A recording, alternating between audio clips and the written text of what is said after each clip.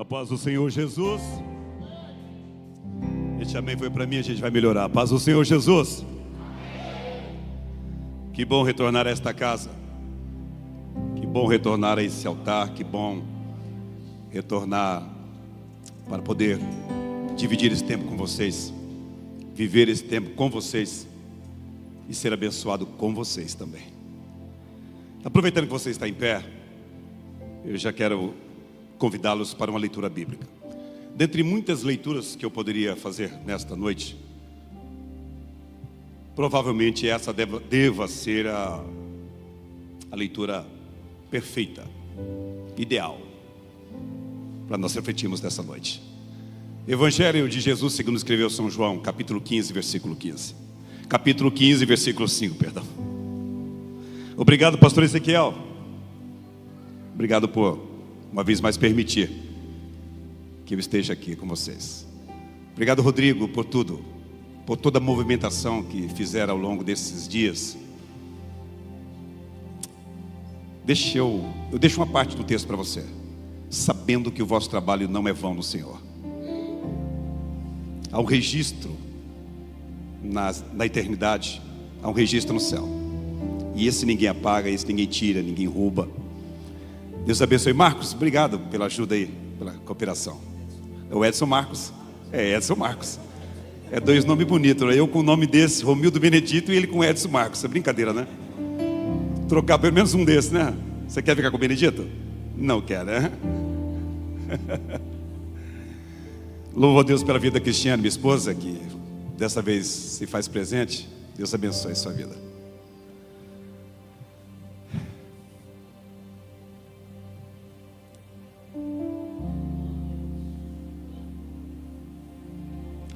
Eu sou a videira, vós as varas. Quem está em mim e eu nele, esse dá muito fruto, porque sem mim nada podeis fazer. Coloque a sua Bíblia sobre o banco, por favor. Coloque a mão no seu coração e repita isso para você. Diga isso para o teu ser, para o teu ser interior, o seu homem espiritual. Diga assim: eu não posso fazer absolutamente nada se não for por Jesus. Se assente, por favor.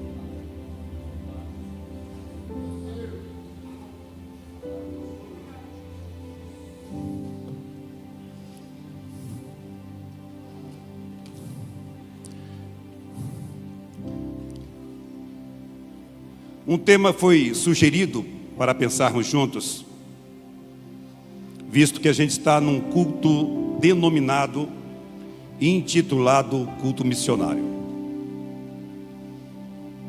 E o tema para mim, para você nesta noite é: minha família, minha missão.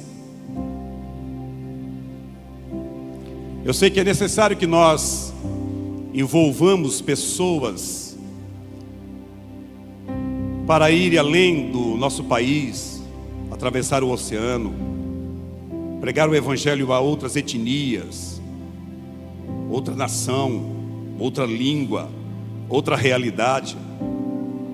Eu sei que é necessário que nós formemos missionários para pregarmos nos nossos bairros, nas ruas em que moramos, na nossa cidade, no nosso estado. Eu sei que é necessário isso. Eu sei que é necessário que nós ousemos avançar um pouco mais no campo missionário.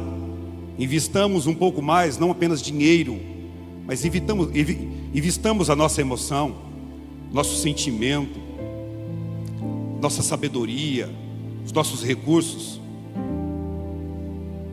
Mas há uma coisa que me incomoda muito e vem me incomodando já faz muito tempo, que é a questão de sermos o missionário no nosso lar. O que é um missionário? É alguém que tem uma missão a realizar, um alvo a ser alcançado, uma meta a ser batida, um ponto a ser atingido. E talvez nós ousemos ser missionários em tantos lugares e perdemos a força dentro de casa. Ganhamos tanta gente e os mais próximos a nós estão escapando dos nossos dedos, estão escapando das nossas mãos, estão fugindo das nossas vidas, está saindo do nosso convívio. Olhe para mim, eu sei que a imagem não é boa, mas ela vai melhorar um dia, quando Jesus voltar. Que aí a imagem vai ser inteiramente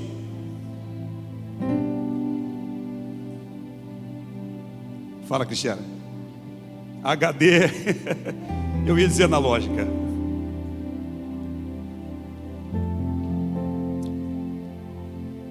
Repita comigo: eu, a partir de hoje, serei um missionário na minha casa.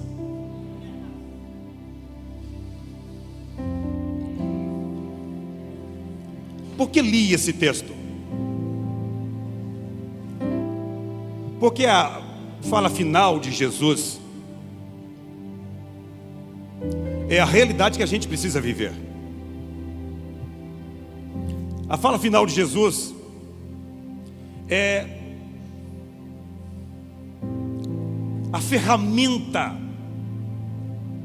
a munição, toda a instrução,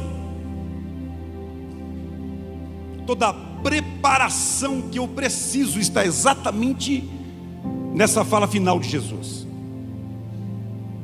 Ele vai dizer: sem mim, Jesus dizendo, vocês não podem fazer nada. Tudo que eu preciso, tudo que eu necessito, todas as minhas necessidades, sejam elas físicas, sejam elas emocionais, sejam elas espirituais, sejam elas materiais, todas elas se concentram em Cristo Jesus. O problema de eu me perder no meio do caminho, o problema de eu perder a rota,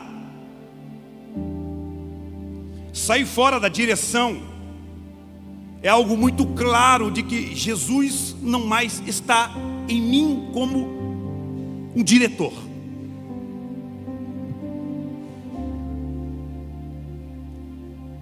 Eu vou citar uma frase para vocês, que ela foi criada, foi imaginada há 55 anos atrás, por um pastor por nome de David McKay, um exímio instrutor, professor de família. Família estava no coração deste homem. A mensagem no quesito família era a sua tônica, era o seu alvo, era o seu propósito. Escute isso: nenhum outro sucesso na vida pode compensar o fracasso na minha família. Repito, nenhum outro sucesso pode compensar o fracasso na família.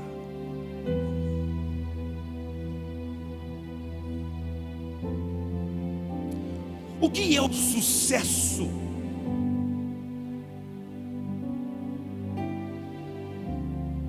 É uma palavra subjetiva, porque o que pode ser sucesso para mim pode não ser para você. O que pode ser para você pode não ser para mim, porque o sucesso tem uma particularidade, uma individualidade. É possível alguém do meu lado, na minha rua, morando vizinho comigo, estar vivendo o sucesso e eu o fracasso.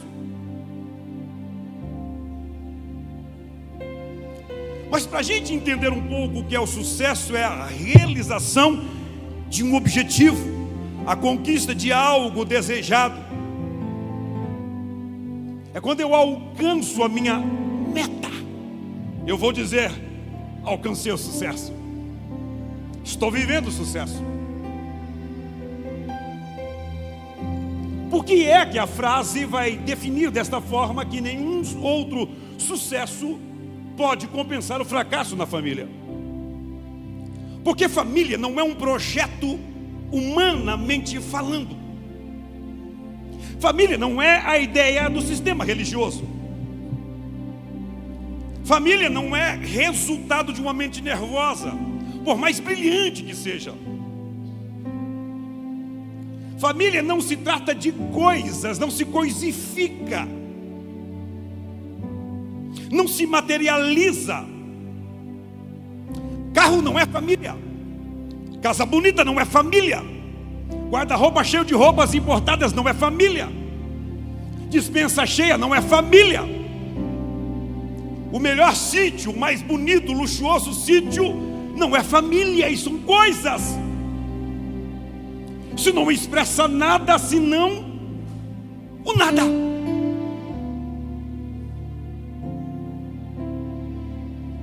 E há muita gente envolvida com coisas e esqueceu do ser. Família é ser. Família é um pensamento de Deus. Família é um projeto de Deus. Família é o alvo de Deus. Família é coisa de Deus. Não partiu da mente de um homem, não partiu de baixo para cima, partiu de cima para baixo.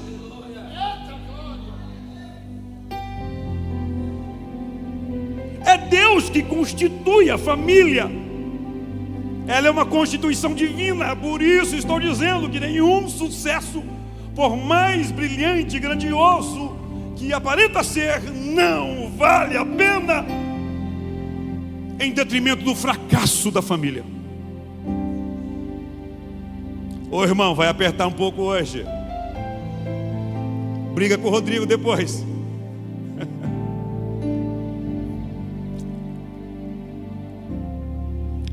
Há muita gente bem-sucedida profissionalmente. Amém? Maravilha. Há muita gente bem-sucedida financeiramente, ministerialmente. Há muita gente bem-sucedida naquilo que faz. A pergunta que eu faço para vocês hoje, para você bem-sucedido: como está a tua família?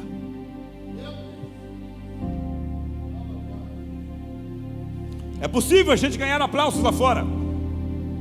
É possível a gente receber condecoração, honras honoríficas, aplausos, uma série de seguidores querendo nos imitar, querendo ser como a gente é, fazer o que a gente faz, ter o que a gente tem. Mas a pergunta que eu faço para vocês nessa noite é: e dentro da sua casa?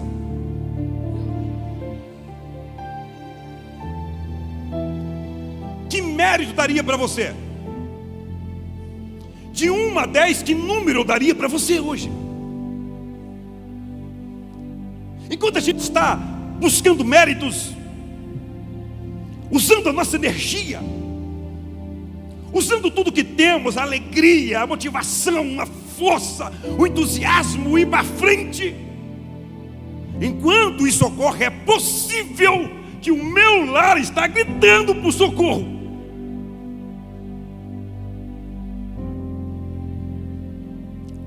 É possível estar sendo abraçado pelo mundo e aplaudido e ovacionado por muitos, mas o meu lar está indo para a CTI. É pesado, irmãos. É para mim. Eu não estou pregando para vocês.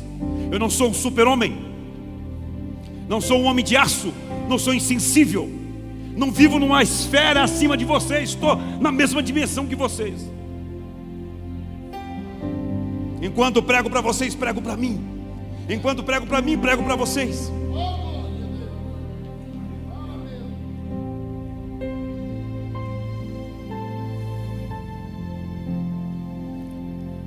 O que é compensar? É pôr na balança e ver o que de fato é precioso para mim e para você. Olhe para mim, irmãos. A imagem não é boa? Tudo bem. Quando se fala em família, a gente precisa pegar tetos. O primeiro teto inegociável, o primeiro teto que não tem como negociar, é adoração a Deus. Está acima de tudo e de todos. Esse é o primeiro plano, primeira laje, o primeiro teto. Adorar a Deus.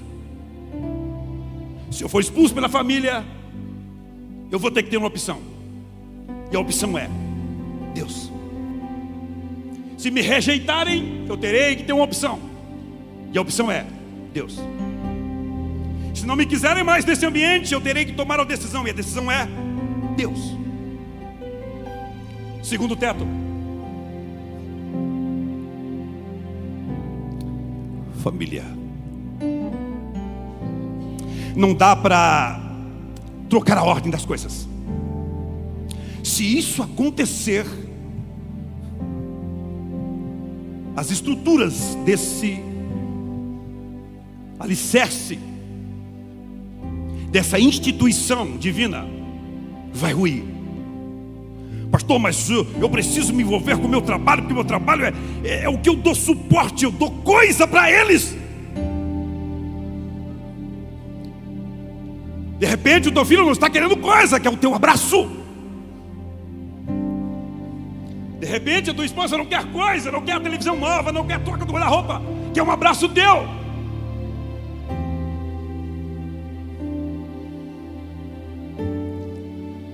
Minha família, minha missão. Você pode não ganhar nada nessa vida. Você pode nunca ter comprado uma bicicleta, nunca ter feito uma viagem nem para Navaí, nem São Martinho. São Martinho aqui. Você pode nunca ter tirado uma carteira de motorista, não ter estudado em escola nenhuma, ser um analfabeto. Você pode não ter tido a alegria, a felicidade de comprar uma casa própria. Pode não ter comido em nenhum restaurante bom na vida, senão no Zezinho da esquina, o lanchinho, o carrinho do seu Zé. Mas se você apresentar a tua família ao final do processo diante de Deus, tu és bem-aventurado.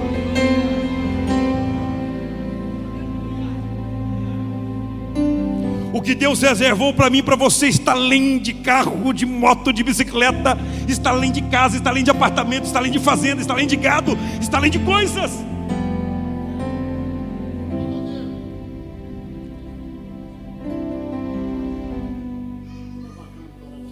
Ah, Tiuribacô, Xarabacai.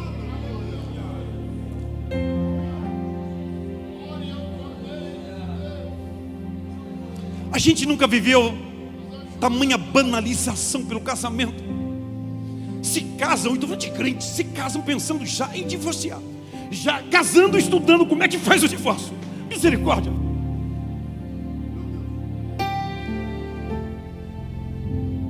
Olhe para mim. Olha a base da família em Gênesis. Olha como Deus constrói isso que chamamos de família. Primeiro ele cria o homem que nós conhecemos por Adão. Ele percebe que Deus faz um homem psicossocial. É um homem que pensa, que raciocina, mas que depende de conviver com alguém como ele, que possa lhe ouvir, que possa lhe corresponder, que possa ter uma comunicação racional. Deus então cria Eva. Olha o que Deus diz, capítulo 2 de Gênesis. Chegando em casa, lê por favor. Não precisa projetar. Ele cria e vai dizer para Adão o seguinte: eu estou criando alguém de você. E vai chamar lá de auxiliadora, adjuntora, companheira, alguém próximo o tempo todo com você. E eu vou chamar isso de casamento. Eu vou mais além, eu vou chamar isso de aliança. Aliança não é esse pedaço de ferro, ou de aço, de chapa de zincão. O meu é uma chapinha, não é ouro. Mas não é apenas esse pedacinho de ouro. Não é isso a aliança de um casamento. A fidelidade não está aqui. Se eu posso tirar do meu dedo, se eu posso jogar fora, se eu posso colocar no bolso, se eu posso esconder, posso ocultar quando estiver sozinho. Isso não segura ninguém.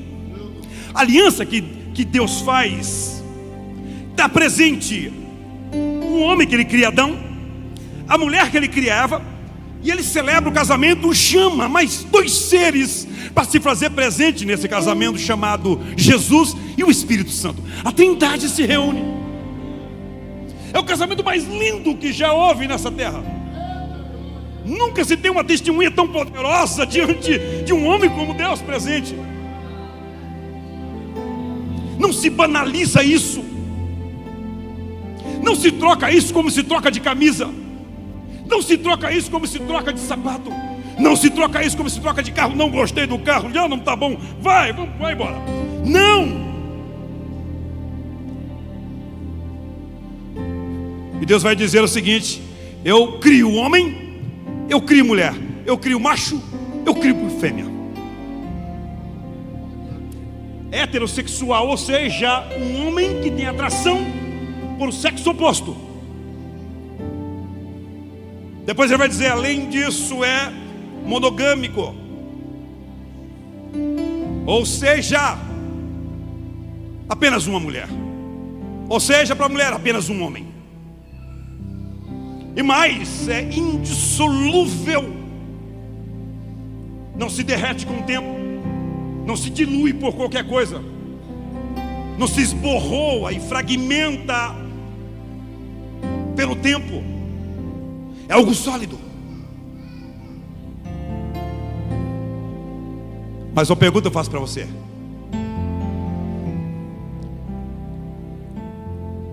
como é que está o teu casamento? Não estou tendo tempo, sou um homem ocupado.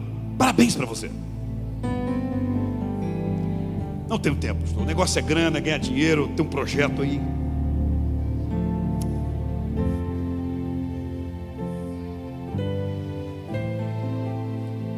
Eu tenho pouco tempo e eu preciso aproveitar esse tempo.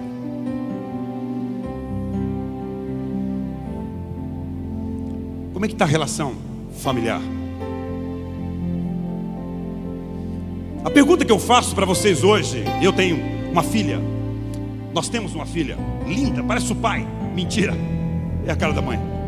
Tadinha dela, né? Isso é judiação. É a cara da mamãe, essa belezura toda. E desde pequena, a gente já nasce, ela nasceu num lar evangélico, ela nasceu o pai pastor de igreja. E desde pequena a gente tem instruído ela, ensinado-a a trilhar os caminhos do Senhor. Quando crescesse, ela iria entender que ela precisava caminhar com as suas pernas e constituir a sua família.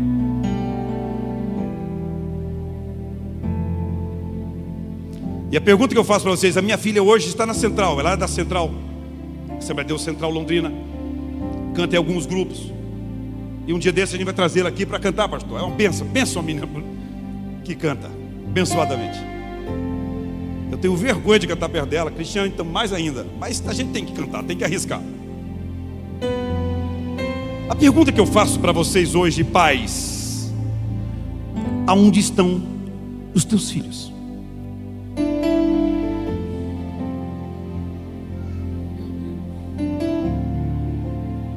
O que fazem nesse exato momento? O que aconteceu no meio do caminho?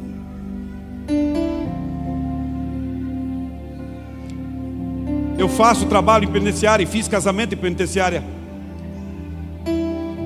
fiz discipulado em penitenciária, batismo em penitenciária, corte de cabelo em penitenciária.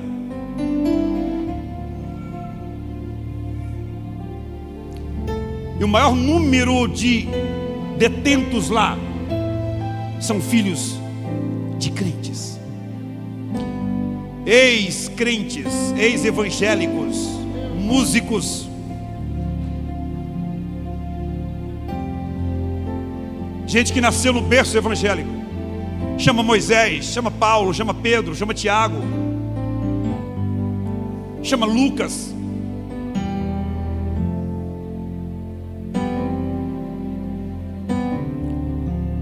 Não basta ter sucesso lá fora. Não basta ser modelo para os outros quando eu não sou modelo interno. Quando eu não estou tendo o suporte para enfrentar o que vivo dentro. Eu não quero aplauso de ninguém, eu não quero ser ovacionado, eu não quero condecoração de ninguém lá fora, se não dentro de casa. Dentro de casa eu sou o herói, eu sou o mais bonitão, eu tenho uma voz mais bonita. Dentro de casa eu sou o bom pai, eu sou aquele paizão grandão, forte. É a imagem que a criança vai ter desse pai, vai ter dessa mãe. A minha filha, quando pequena, mais um exemplo, a gente foi brincar de esconde-esconde. Eu poucas vezes brinquei, porque eu não vi minha filha crescer. Um dia que eu vi uma moça na igreja, eu perguntei para a Cristiane: quem é essa moça? Ela quase me deu um tapa. Disse: que está brincando comigo? É a nossa filha. Eu não pude vê-la crescer. Eu mergulhei na obra, mergulhei nas construções. Não pude vê-la crescer, mas o pouco tempo que tive com ela, um dia brincando de esconde-esconde, eu escondo e ela se esconde, ela me acha, eu acho ela. E aí ela se escondeu e eu estava vendo onde ela estava. Eu disse: eu não estou te achando, filha, eu não estou te achando, filha, eu não estou te achando, cadê você? E ela se levantou e disse: eu estou aqui, pai, eu estou aqui, pai, eu estou aqui. Eu disse: cadê você? Aqui. E ela percebeu que eu não a via, foi lá e me abraçou, disse: estou aqui, pai. É possível que um filho cresça dentro da igreja sem ter o abraço de um pai, sem ter uma palavra de motivação a ele, senão palavras agressivas. A pergunta que eu faço para vocês é: como um filho de pastor vira traficante de droga? Como um filho de pastor vai para a penitenciária e pega prisão de 30 anos? É bem possível, escute isso, que a sua transformação não foi fora, foi dentro. O inimigo não estava lá, não é de fora, de dentro. É o que ele ouviu, é o que ele viu, é o que ele escutou, é o que ele pôs na balança e disse: não pode ter esse peso. Eu venho nesta noite como um profeta. Eu sei que isso é duro para mim e para você, sei que isso choca as nossas vidas, mas eu venho nesta noite como um profeta de Deus, com o olhar de Cristo para você, para que a sua família seja restaurada, que o teu casamento seja uma bênção. Se não for bem esta família, não vai bem essa igreja. Se não for bem essa família, não adianta de nada fazermos evangelismo. Se faz necessário que nós busquemos detectar quais são os inimigos que produzem, que provocam esse ambiente que não é favorável para a ação do Espírito Santo. Olhe para mim.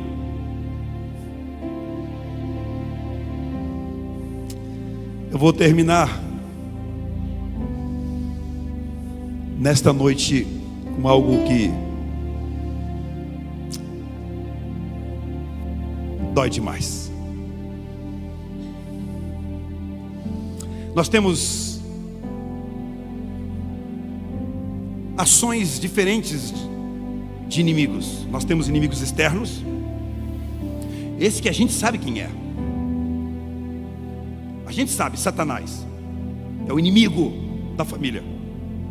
Ele quer ver a tua ruína, quer ver o teu fracasso, vai disseminar dardos inflamados, malignos no teu casamento, para que não haja entendimento, para que não haja compreensão, para que não haja diálogo, para que não haja uma compreensão mútua das coisas. E parece que é um choque.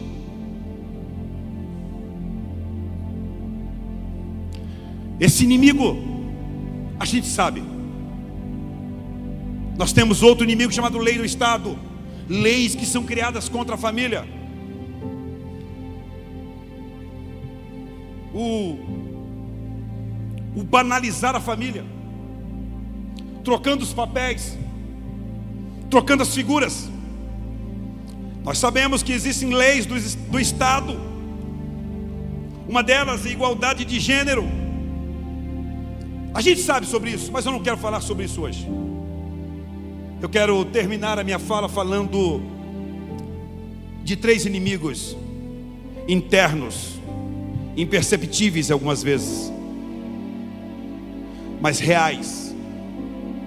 Não só reais, mas com potenciais muito alto, ao ponto de produzir um desastre no meio da família. Qual deles, pastor? A primeira delas, a falta de viver a realidade das coisas.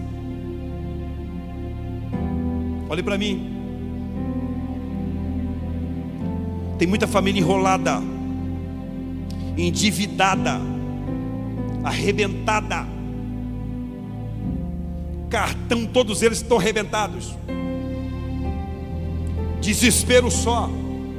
Agora, semana passada, há um mês atrás, eu fui pregar numa determinada congregação em Londrina, perto de casa. Um moço bonito me recebeu, levou água para mim, depois comentou a respeito da pregação e, enfim, a gente ficou um tempo conversando. Eu recebi a notícia essa semana, pasmem vocês, terrível. Esse moço tirou a sua vida. Diácono da igreja deu um tiro na cabeça, na frente de mamãe. A pergunta é: por quê? Dívida. Viva a tua realidade. Tem o carro que você possa ter, tem a casa que você possa ter, coma aquilo que dá para comer, vista o que é possível viver. Não queira mostrar para os outros o que você não tem. Não queira ser para os outros o que você não é. Viva na simplicidade. Se não dá para comprar o Corsa, compra o Uno. Não dá o Uno, compra o Fusca. Se não dá o Fusca, compra a bicicleta. Se não dá a bicicleta, vai de Uber, anda de ônibus, de skate, de patins. De carroça não, irmão, não dá. Aí é voltar muito para trás. É voltar atrás. Mas viva a tua realidade. Não queira ostentar para os outros. Essa realidade vai te fazer, vai trazer saúde para a sua vida, para a sua família, vai te dar estabilidade, vai te fazer caminhar com o pé no chão, vai deixar dormir, você vai dormir tranquilo em casa. Pastor, vem ver a bênção aqui, pastor, vem cá ver a bênção. Dá uma moeda nessa máquina. Falei, uau! Pois é, pastor. Irmãos. E uma pergunta: quanto você pagou nesse carro? Meu irmão, barato, paguei uma bagatela, 180 mil reais. O sujeito ganha 3 salário mínimo. Vendeu a casa geminada, vendeu o guarda-roupa, a máquina da mulher, para mostrar para o outro que tem suporte, que ele pode. Ele não pode. Não é a tua realidade. Viva a tua realidade.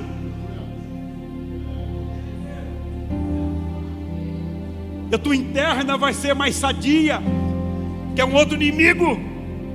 Ai, Jesus, isso aqui é muito forte.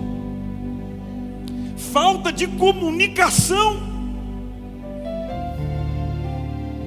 Homens que dentro de casa é um verdadeiro general, um sargentão. Ele manda em tudo, ele determina tudo. Ele compra o tanque para a mulher. Tanque quem usa é mulher, fogão quem usa é mulher. Ele compra. É ríspido, é grosso, é mal educado, não tem empatia, não tem sentimento.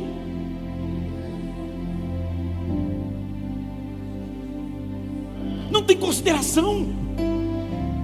A sua fala é a única da casa. Todo mundo precisa submeter-se a isso. Precisa de comunicação. Precisamos falar mais, discutir mais as coisas, pensar mais juntos. Aqui não tem isso, claro que não. É só lá na minha congregação.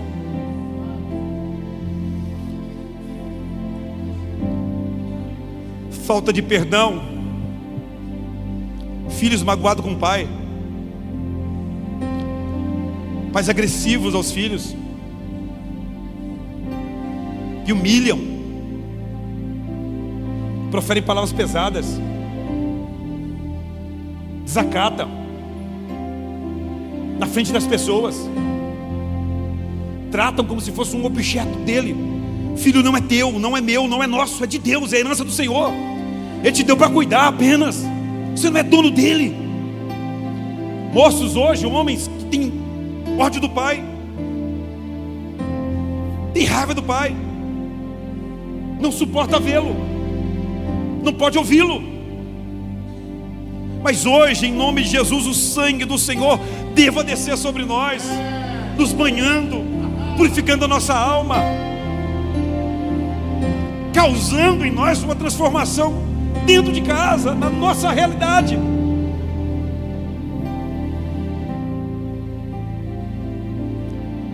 Eu e a Cristina até hoje choramos por ter dado uma surrinha na nossa filha que não teve razão para isso, e até hoje a gente chora. Coisas que a gente falou que não deveria ter falado. Hoje ela é uma mulher casada. Eu sei que quando ela olha para mim, ela sente ainda a ausência daquele pai que tinha uma meta a alcançar e não era família. Senta mais com a sua família, converse mais, ri mais, brinque mais, fale mais. Ela tem que ser a sua família perfeita. Esse casamento que está desajustado, você escolheu esse homem, mulher. Você escolheu essa mulher, homem. Você escolheu ela. Se escolheu, então agora se ajustem. Você não vai encontrar uma Barbie, você não vai encontrar uma modelo perfeita, porque não tem. Pastor, mas está ficando difícil, a mulher está pegando uma barriguinha. Você também. Você caiu o seu cabelo, você está careca, faltou um dente. Ame.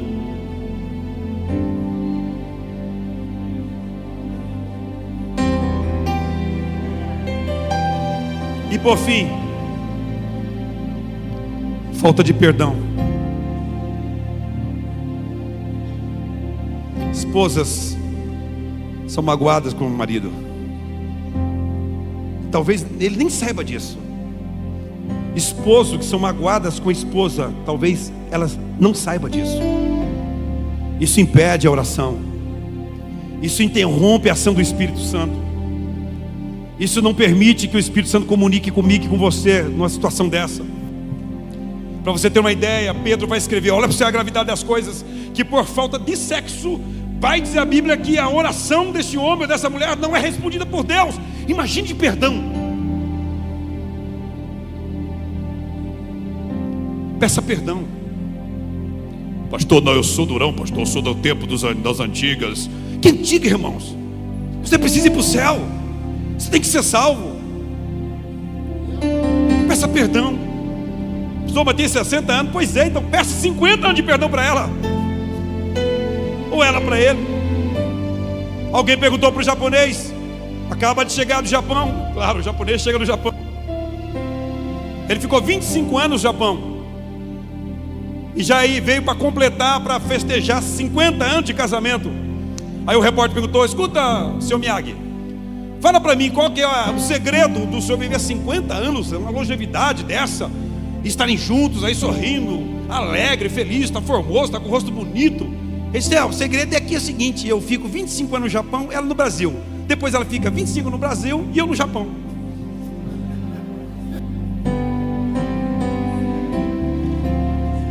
Ou seja, eles não se encontram. Ela vai para o Japão, ele vem para o Brasil. Ela vai para o Japão, ele vem para o Brasil. Ele vem para o Brasil, ela vai para o Japão. Agora escute, essa mulher que Deus te deu, esse homem, é dia a dia, irmão. É todos os dias. Não é possível que você convive com uma pessoa e essa pessoa tendo ódio, raiva, ressentimento. Aquela palavra que você falou, aquela palavra que ela falou, aquela atitude que tomou, aquela atitude que ela tomou, ele tomou, aquilo que foi feito e eu não te perdoo. Em nome de Jesus hoje, o perdão vai descer. Perdão é libertador. Perdão liberta. O perdão quebra as cadeias para a gente, nos tira do cárcere.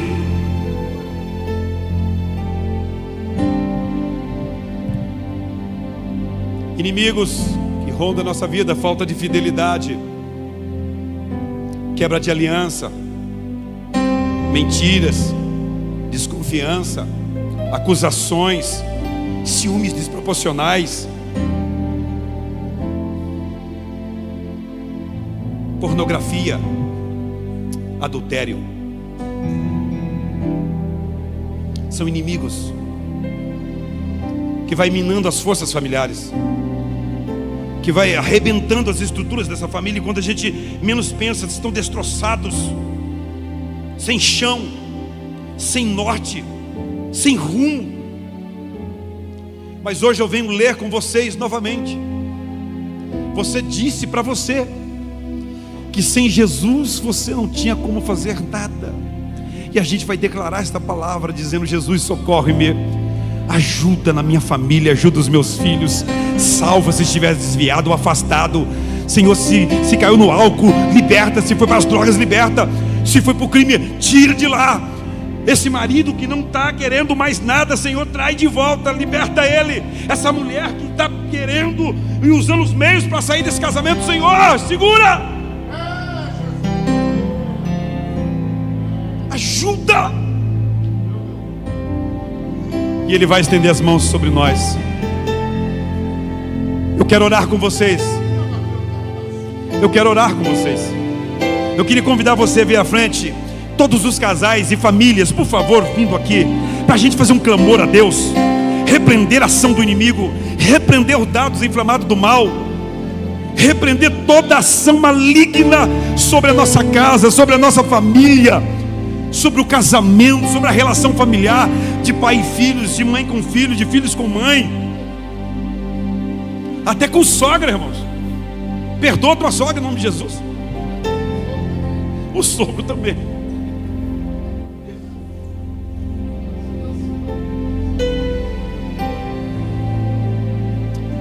Os casais, por favor, venha.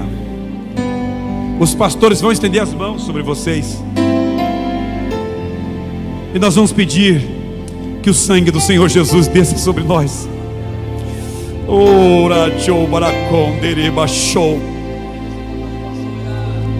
Pode vir mais para frente aqui, irmãos.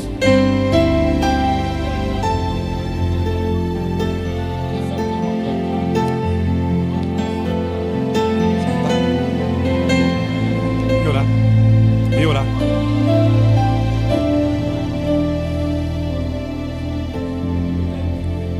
Abrace o teu filho, abrace tua esposa. Oh, terobacunderiba bacai. Arabachon. Aleluia! Há uma unção poderosa descendo sobre nós. quebrando todas as ações do inimigo, tirando toda a cegueira.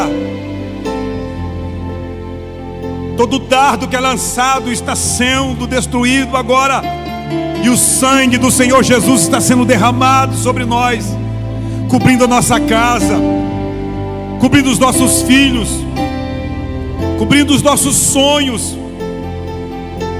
revestindo as nossas vidas, dando-nos a graça necessária para se perdoar, em nome de Jesus, em nome de Jesus.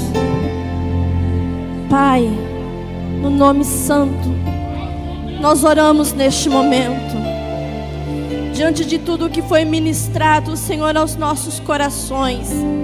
Nós te convidamos, Espírito Santo, o nosso amigo consolador, aquele que intercede por nós com gemidos inexprimíveis. Tu és o único que conhece a intimidade de cada casa. Tu és o único que conhece a intimidade de cada casal. Espírito Santo de Deus, nesta noite desça sobre nós como bálsamo, desça sobre nós como saúde, desça sobre nós como cura, restaurando-nos de dentro para fora. Ah, Espírito Santo, a tua palavra nos diz, Senhor, que porventura, tendo uma árvore sendo cortada, ao cheiro das águas, ela renasce, ela brota e ela é restaurada. Então desça sobre nós nessa noite o teu amor, desça sobre nós nessa noite o teu perdão, desça sobre nós nessa noite a tua restauração, e que sejamos, Pai, alimentados por a fonte do amor. Tu és, ó Pai querido, aquele que pode renovar a aliança. Tu és aquele, Pai amado, que pode fazer com que os sentimentos sejam restaurados nessa noite. Pai, em nome de Jesus, toda cilada do inimigo disfarçada contra as famílias, que nós não temos conseguido enxergar, que nós não temos conseguido perceber, Pai, em nome de Jesus, abra os nossos olhos espirituais, dá-nos as armas necessárias para lutarmos e enfrentarmos qualquer inimigo. Pai, em nome de Jesus, revista cada casa, revista cada família, visita a despensa dos teus filhos, visita a situação financeira, traga sobre nós, Pai querido, o cumprimento de promessas, traga sobre nós a alegria, traga sobre nós o regozijo, e em tudo o teu nome seja glorificado, que em tudo o seu nome seja exaltado, para a tua glória.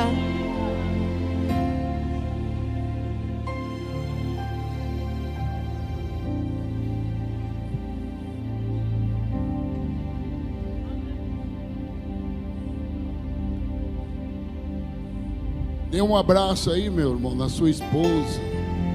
Se você não falou que ama ele, ama ela, diga que ama. Você tem uma dificuldade de dizer que ama o filho? Você tem uma dificuldade de amar que ama a filha? Diga que ama, de coração. Jesus é bom.